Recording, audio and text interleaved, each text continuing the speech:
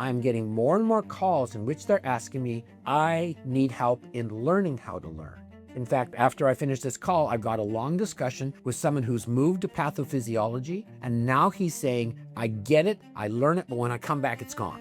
That's a common problem, right? Because they've developed this culture of memorize, do the exam, check the box, done. What do you do about that? Remember that when we say pathophysiology, you have a picture with a story. But when you're saying, but I want to remember it long term, it's got to be a really tight detail. But if you're trying to remember the whole story, our brains don't work like that. Our brains need to say, where are we? Give me the seed that I can build everything from. I'm more and more trying to convince them every time you see a disease, you should say, what's my nugget? What's the gold nugget that I build around? So today on Dr. Tisdall Unfiltered, we're going to be talking about specifically what Dr. Tisdall doesn't teach. And then we're going to be commenting a little bit on his thoughts on other learning resources. But before we get into it, there is a link in the description where you will have access to a free email series of 12 high-yield clinical multiple choice questions with discussions. So be sure to check that out. Dr. Tisdall, we've done an episode on what you don't need to know when you're learning to think like a doctor and when you're in medical school. This is a sort of a related episode in that we'll be discussing what you don't teach. We had a viewer ask whether your textbook would be useful for pediatricians, and a whole bunch of people gave their responses, namely that, oh, his book is only about adult population. Do you want to comment on that? Yeah, I mean, the book's title was chosen very specifically. It's called Clinical Pathophysiology. So probably we should start with this idea of what is pathophysiology. And what that says was, in the perfect diseases we know the best about, in the Oslerian sense that a patient's symptoms correlate to her underlying disease processes, we start with a chief complaint and we say, which possible organs could that be in? And then for that organ, which pathophysiologic processes? So for example, congestive heart failure is not a diagnosis, it's a condition, right? Pulmonary embolism isn't a diagnosis, it's a complication of DVTs. So when I say, what's your pathophysiology, that's a process. And from then we break it into sub-processes. Congestive heart failure, maybe it's due to valves. And then we follow that through to, well, which valve, mitral or aortic, all the way down to aortic stenosis. But even then we have to say young people bicuspid, old people calcific. So when we say pathophysiology, we don't simply take the pathology, meaning the microscopic and structural abnormalities. We apply them through how does that affect the person and why do they look like that and what's going to happen to them. So that's got nothing to do with your age.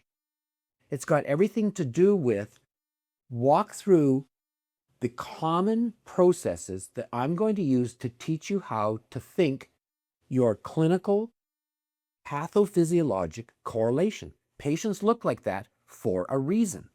Now, what don't I include in that? Well, I don't include things that don't work well. So, there's lots of diseases we don't know the cause. So I don't, for example, teach personality disorders. We don't know the cause. There's no pathophysiology. I mean, there's a lot of discussion about early molecular, but it's not start with a patient who's schizophrenic and walk me through to the mutation patterns of these proteins. So we don't cover it. You'll notice as well, we do pharmacology. Pharmacology teaches molecular pathology. But if it's just pharmacology, we don't know how it works, we're just doing our best with this, like antidepressants, then we don't teach it because it's not pathophysiology. We don't do rare things unless they teach a really important principle. So if you want to show that an inability to move your mucus with cystic fibrosis is the exact same as if you have cilia that can't move it, we'll teach a rare disease where your cilia don't move, because that's a really nice example of the pathophysiology of obstruction leads to infection. So we're not trying to be all of medicine. We're trying to show you those core pathophysiologies that correlate well with patient presentations. And oh, by the way, that's exactly what your national exam is.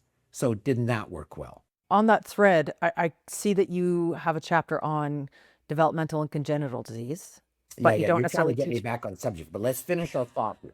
Okay. So understand, once you say I can do clinical pathophysiology. Then you can say, great, so we don't include things that are rare that teach no principles or things that have no principles inside our pathophysiology.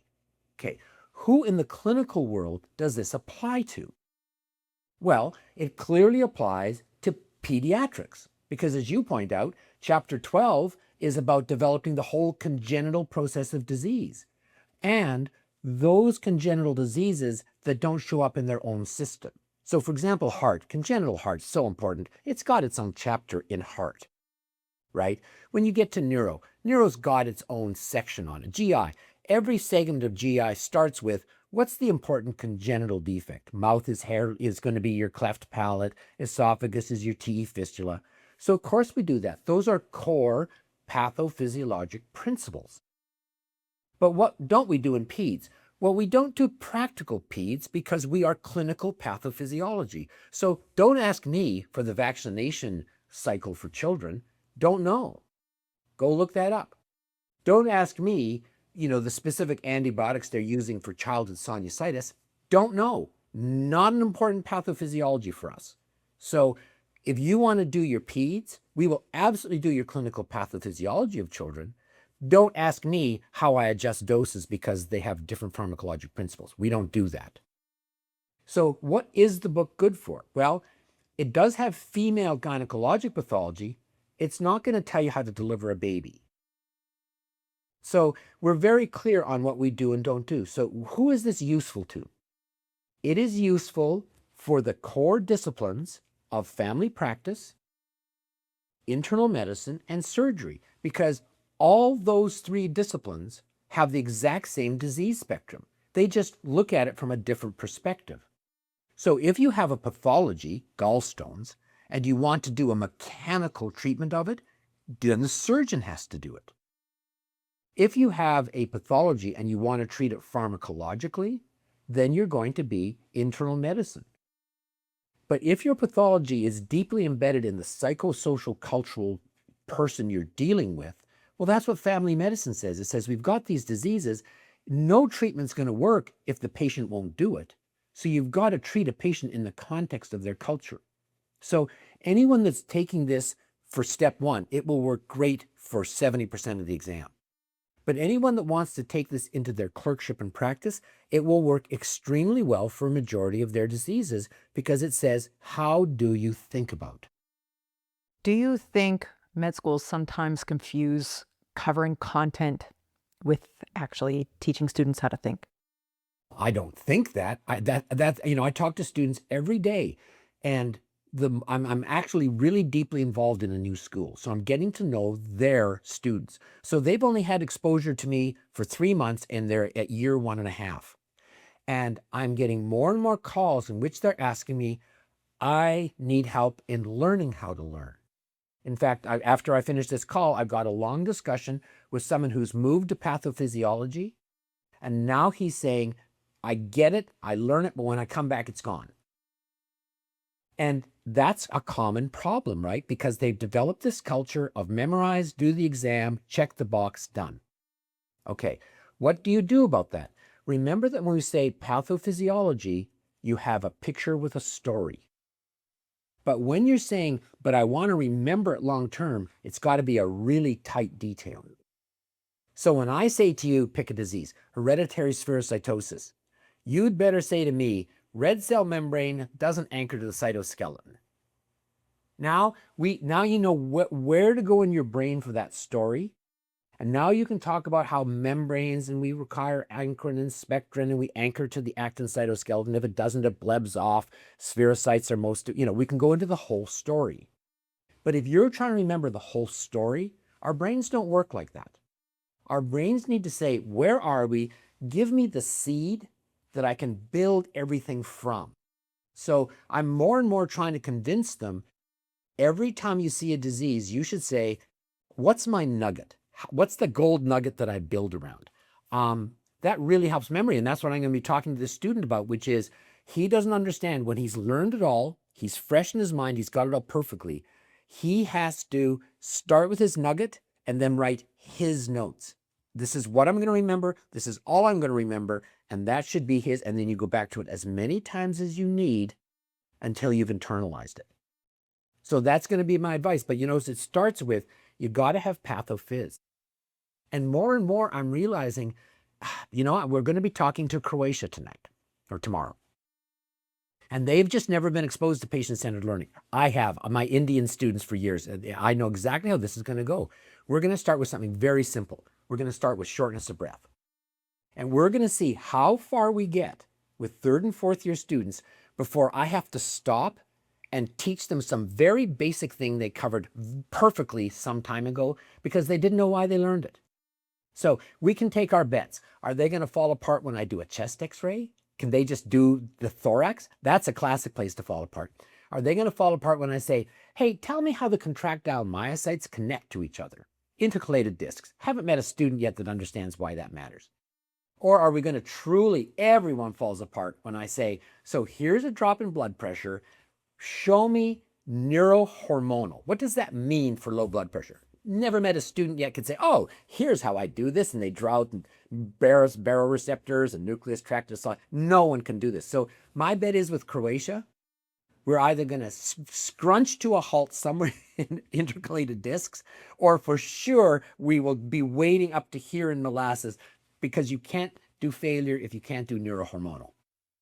So they're going to be shocked. So if you were designing a first-year medical curriculum from scratch, first year, what would you specifically leave out? So that's a great question. We all talk about it a lot. And I just got invited onto a committee in my new school in which the dean is posing this question. She's the dean, so it's not just theoretical. She can do what she wants, right? What would you do in the first 8 weeks? And it's me and a bunch of PhDs. And boy, you don't think I'm not the lone voice. And this is what I think. I think we should use the first 8 weeks to use medicine to teach you how to learn medicine.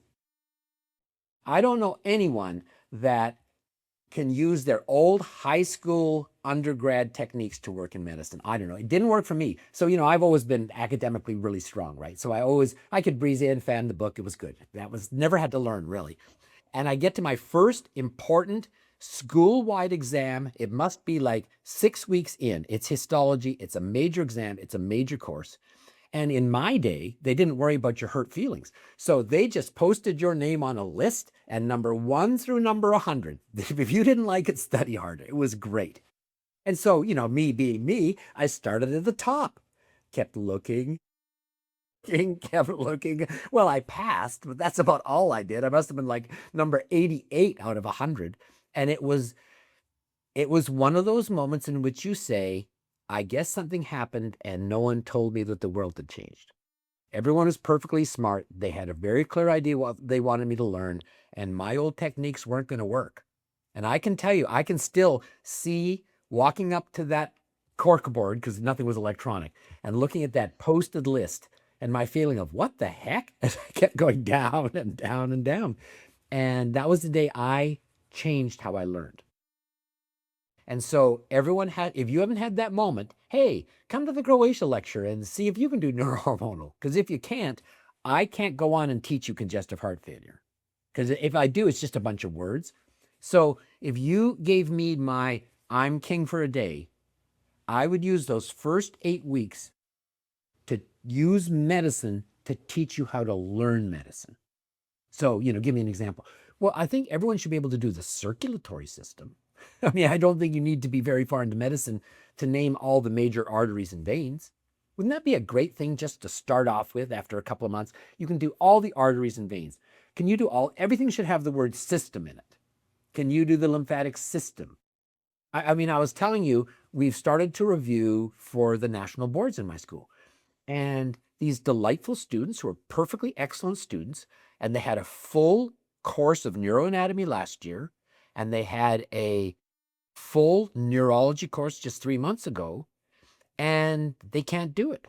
I'm starting with patients, and they literally don't have vocabulary or pattern recognition to recognize vascular pattern strokes because they've never done it before, Allie. So if they had taken their knowledge and made it patient-centered, and everything's not equally important, strokes kind of matter more, they wouldn't have had that experience. And, they're somewhere between thrilled and mortified. Thrilled because they recognize this is going to work, mortified because they realize they did all that work and they haven't got it. We have a viewer that was asking about the students' beloved Anki cards. If anyone out there doesn't know, they're the flashcards software that basically every med student seems to be using. This viewer says he thinks it has some benefits and some problems, namely that it's passive learning and seems to have you memorizing buzzwords and associations. So he's wondering what your take on Anki is. Well, Anki and I are going to have a moment together because I've got this really excellent student who just pinged me last week and I owe him a response. And I said, okay, he wants to make Anki cards for my stuff. I said, excellent. I've heard all about Anki. This is reverse mentoring. You're going to teach me. So let's pick something that we all love. Congestive heart failure. I always start with it. It really teaches well. And he sent me the first Anki card. I don't understand it. I don't understand what he did. I stared at it and went, what is this? And I went, like anything that has a big, heavy lift, I just moved it to the side. And that was a week ago. So, life is busy. I have lots of reasons to be busy. But, it hasn't got to the top of my pile because I don't know what to do with it. So here's what I think about Anki. I don't know a lot about it. My first experience with an excellent student has been, I don't understand why he did what he did. And I think the discussion that he and I are going to have, to our mutual benefit, I would think, is there's nothing wrong with doing pictures. I live and die with my pictures. But why don't you make it the real picture? Can you elaborate? Sure. I can remember I was working with this lovely physiologist, and we were all working for this company in teaching exam prep, and so they brought us together, sort of one of the very few educators helping be better educators. And so we were assigned to go write a multiple choice question together. And she's a classic physiologist, excellent teacher. And she draws the heart as 4 boxes with pipes. And I looked and I said, why don't you just draw the heart? And we looked at each other and we laughed. We had to sort of stop for a moment. We were laughing so hard because in her mind, she said, that's how I see it. And I went, well, no doctor does. They just see the long axis of echo. There wasn't anything in her box that you couldn't see in the long axis echo. So why don't you just do the echo? And then when you get to the echo, it's what you expected. So that's a good example of that, right? Now you do have a flashcard set, and at some point we're gonna include this as part of our autoresponders. How is that different than like the Anki system, for example? Yeah, so the flashcard set is skin. And skin is the last chapter, and it should be for anyone that's teaching pathophys, because there's no pathophys. It's all pattern recognition. So when you say, why is that eczema? You go, because it looks like eczema. Now, back when I started, it looked like that because it looked like that, and that's the name we gave it. Totally unhelpful. Now I can tell you for a large number of people, they have an abnormal protein filaggrin that means they don't control egress and ingress of fluids. And so it gives them exposure to the environment that's unhealthy, and they have a physical response to it. So that's getting a little better, but most of it is just pattern recognition. It's what I call bird watching. I had a partner who was a world-class birder. And, I'd say, why is that a crow? He'd say, well, size, shape, color, flies like a crow. It's a crow. I go, well, tell me about crows. He goes, well, I don't know much about them. I know where you go to look at one. And it was an extraordinary moment because he was a very able person. And, I worked with these 2 really high quality pathologists. And it was extraordinary to watch us do surgical pathology with our different brains, Allie. So the bird watcher was strictly phenotype. It's a sulfur-crested cockatoo. My other partner absolutely would have none of it. He was strictly, do you get what matters? For him, it was a raptor or just some little shorebird, call it what you will. Well, my brain is really different. My brain was, well, it's about this big, has broad wings, a long tail, and this short hooked beak. I don't know what it is, but I bet it's a forest-dwelling nut eater. And we were all equally able, but our brains were completely different. So if you're looking to me to be the phenotype guy, meaning what does it look like on the surface, I'm not your guy. Now, my partner, David, he is your guy. He loved that. So, you find that the Anki people are the bird watchers of the medical community, right? It's a sulfur-crested cockatoo. But David, the crest is green. It's a variant. Well, then don't call it a sulfur-crested cockatoo. You see that? Okay, that's not helpful. So you can see why I ended up in pathophys, because my brain is very much as sort of a walk me through from the patient's symptoms into the pathophys that explains those symptoms, and then into the molecular that explains that breakdown. And so I've just got a brain like that. So this is a natural place for me. If you come and say to me, hey, we're just going to learn a bunch of drugs, we don't know how they work, I can't do it. I'm sorry, I just can't do it. My brain just goes, this is really boring, I quit. So it sounds like flashcards are good for pattern recognition and, for example, for skin. Yeah, that's phenotype, right? Phenotype is how things look on the surface. Yeah. Walk me through the techniques you use, because you've touched on it briefly, for teaching students how to think like a doctor. Tables, algorithms, picture with a story. Do I have those right? Yes, that's exactly right. So that's how you organize your data. Okay, but for me, it's always patient-centered.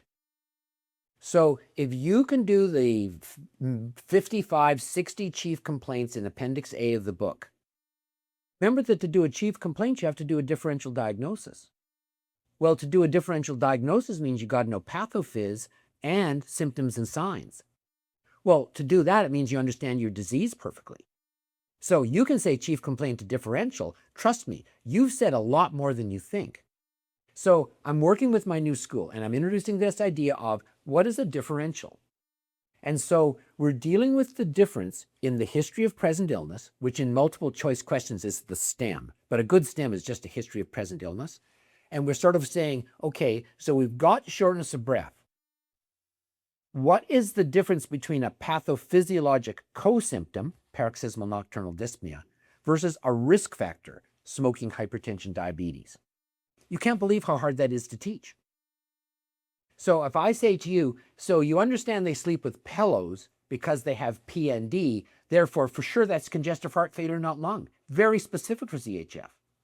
Well, why? Well, you've got to have a picture. This would be a great use for an Anki card, just to not for you to memorize that picture, but just to say when you're practicing, you can refer back to it. You're going to see, okay, when we're in our interlobular septi, there's our edema, just like the shortness of breath in the alveoli. They go together, and therefore that's the diagnosis. Different than a risk factor. So here's what my students are really struggling with. So when I say, okay, the patient's a smoker, great. Write me out all the things we have to think about and match them up to that chief complaint. Well, they didn't learn smoking that way. They don't know what to say. They can't even say, well, when I say smoking, cancer, lung, vascular. They can't even do that, Allie. Let alone say, okay, now we're in vascular. How do you think about vascular? Now lay all the pathology. What's the pathology we're going to put on this? No, nothing. Okay, let me help you out here. It's going to be atherosclerosis. Where am I going to see that in the vascular tree? No, nothing. Okay, abdominal aorta, muscular arteries. You know, the dancing man we do. We've been practicing, and I got to say, after 6 weeks practicing, about half of them can do it now. So why do we need Anki cards? They're for you to be practicing in your mind, and when you can't remember, you have something to teach you. So is that memorizing? You got to practice, whatever you want to call practicing, but it's not pictures of dragons or radishes. It's the real thing that you're going to do your testing and your symptoms and your signs from. So I struggle with how to label that. But yeah, so when you say to me, what is the book? The book is to teach you how to do a chief complaint to a differential. And when I say differential, you can do the pathophys that maps up all these things as you go through. Is it heart, lung, or kidney? If you guys want to follow along in some of these discussions a little better and you don't have Dr. Tisdall's book yet, definitely click the link in the description. You understand better what he means when he says Appendix A and all the references he's making. So let me just stop you there. So I know we get a lot of feedback that I'm flogging my product here. Got it. Thank you very much. That's genuinely funny for me. But what I want to tell you is actually that's not what the book is. I mean, no money, no mission. So I'm not going to argue that point today. But here's what I'm telling you. The book is actually my brain. And we have to go all the way back when we talk about Robbins is the foundational textbook of pathology. Well, you got to know who Robbins is. Robbins was a working pathologist in Toronto. I think it was Toronto General. And he was one of these very experienced, wonderful teachers at University of Toronto. And the story goes, I was taught by people who knew him back in the day, because this was the 30s. Apparently, he just got so tired of repeating himself, he sat down and wrote out all his notes and said, go read that and then we'll talk. That story sounds familiar. Yeah. Yeah. And so that then became sort of the foundational notes, because they were based on his Oslerian idea of, here is a patient with symptoms, here is the autopsy findings. His original stuff was very clinical. It's who we are. And so for me, this book comes out of my over a decade of teaching. I'm just going all Robbins on this. Hey, I've repeated it 1,000 times. Why don't you go read it? Because it's exactly what I would tell you, and then we'll talk. I wish it was as simple as that. It turns out, because I'm dealing with first and second year students, I do have to walk you through it once. Turns out that's actually quite hard to do. And then once you've done it, come talk and we'll see if you understood it. It turns out after you think you've got it, you need a lot of after learning, teaching, modification practice. But it saves me, God, am I just going to do congestive heart failure for the 1 millionth time? Why don't you just go read it, just for my sake? Well, if you liked this discussion, I'm going to be linking the full playlist in the description as well. All of the Dr. Tisdall Unfiltered episodes where we discuss sort of your latest and greatest thoughts. We read through your comments. Be sure to comment in these videos, because ask your questions. We will be sure to answer them as best as we can. Dr. Tisdall, it's been a pleasure, and we'll see you next time. Thanks a lot, Allie. We'll see you next time.